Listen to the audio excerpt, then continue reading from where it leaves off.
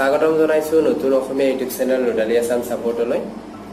আজি আপোনালোকৰ বাবে লৈ আহিছো এটি ভিডিঅ' আৰু এই ভিডিঅ'টিত আপোনালোকৰ আসামিজ ফিল্ম ইণ্ডাষ্ট্ৰীৰ কিছু ইনফৰমেশ্যন দিবলৈ চেষ্টা কৰিম। আসামিজ ফিল্ম ইণ্ডাষ্ট্ৰীৰ এখন বিগ বাজেটৰ চিনেমা দ্য আণ্ডাৰৱৰ্ল্ডৰ যি ইনফৰমেশ্যন আছে, আমাৰ হাতত যি ইনফৰমেশ্যন আছে, এই ইনফৰমেশ্যনখিনি আপোনালোকৰ বাবে প্ৰস্তুত কৰি উলিয়াইছো। আপোনালোকে ভিডিঅ'টো চাওক, শেষলৈকে চাওক।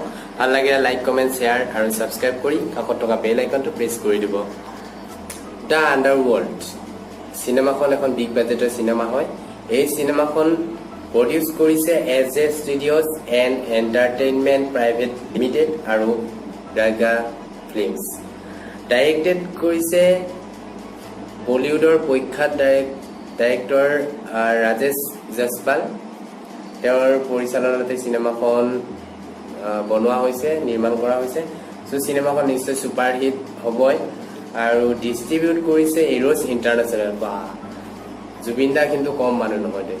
জুবিন দাৰ যি সপোন, জুবিন দাৰ যি আশা, সুউচ্চ যি সপোন, যি তেওঁৰ যিটো মানে কি ক'ম আৰু যিটো এইম, সেই এইমটো বহুত ডাঙৰ হয়। জুবিন দাৰ মনটো বহুত বহল হয়। চ' জুবিন দাই যিখিনি কৰিছে অসমবাসীৰ কাৰণে কৰিছে। আৰু ইনফৰমেশ্যনত আপোনালোকৰ হট ইনফৰমেশ্যন এটা আছে, কোন তাৰিখে ৰিলিজ হ'ব এই চিনেমাখন। সেইটো চাবলৈ আপোনালোকে শেষলৈকে ভিডিঅ'টো নিশ্চয় চাবই লাগিব। তেতিয়াহে বুজি পাব কেতিয়া চিনেমাখন ৰিলিজ হ'ব। চ' এই চিনেমাখনত এক্টিং কোনে কোনে কৰিছে?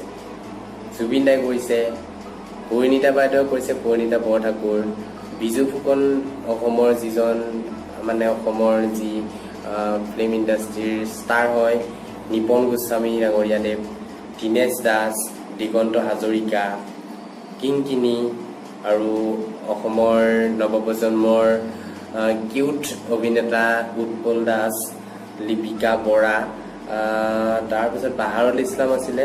আৰু ৰিলিজ কেতিয়া হ'ব? ৰিলিজ ডেট হৈছে আপোনাক কওঁ নে নকওঁ? আপোনালোকে অধীৰ আগ্ৰহেৰে ৰৈ আছে যিহেতু আপোনালোকৰ আশাত চেঁচা পানী নেদালো। আশা মই ক'ব বিচাৰিছোঁ এই ডেটটি হৈছে 5 অক্টোবৰ 2018। আপোনালোকে নিশ্চয় চিনেমাখন চাবলৈ আহিব আৰু এইখন চিনেমাক ছুপাৰহিট বনাই দিব।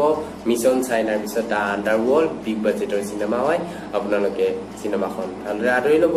চ' আজিলৈ বাই বাই। এনেকুৱা ধৰণৰ ইনফৰমেশ্যন পাই থাকিবলৈ প্ৰেছ কৰি থাকক, ছাবস্ক্ৰাইব কৰি